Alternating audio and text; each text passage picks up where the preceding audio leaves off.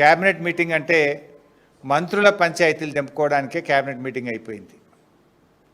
కమిషన్ల కోసం ఒకరు, కాంట్రాక్ట్ల కోసం ఒకరు, వాటాల కోసం ఒకరు, అక్రమ వసూళ్లలో పంచుకోవడంలో పోరాటం, కబ్జాల కోసం, పోస్టింగ్ల కోసం, ఈ రకంగా క్యాబినెట్ అనేది ఇలా వర్గాలుగా విడిపోయి, ఇలా క్యాబినెట్ అంటే అదొక మంత్రుల క్యాబినెట్ లెక్క లేదు, దండుపాల మూటా లెక్క అయిపోయింది.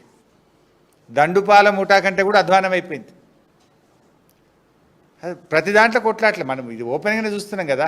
గత కొద్ది రోజులుగా ఈ మంత్రి ఆ మంత్రిని, ఆ మంత్రి ఈ మంత్రిని, పోస్టింగ్ల కోసం ఒక మంత్రి అలిగిండని, కమిషన్లు రాలేదని ఒక మంత్రి అలిగిండని, కాంట్రాక్ట్ల కోసం మంత్రుల మధ్య తగాదా, వాటాల పంపిణీలో మంత్రుల మధ్య తగాదా, తనుకోవడానికే సరిపోయింది.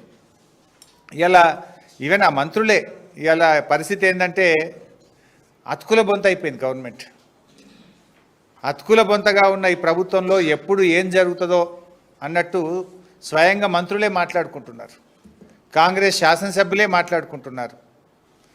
ఇక పరిస్థితి ఎట్లయిపోయిందంటే దీపం ఉండంగానే ఇల్లు చక్కబెట్టుకోవాలి అనే ఉద్దేశంతో ఇలా అందిన కాడికి, ఎవరికి అందిన కాడికి వాళ్ళు దోచుకోవడం మీద, దోపిడికి ఇవాళ తెగబడ్డటువంటి పరిస్థితి రాష్ట్రంలో కనబడతా ఉంది.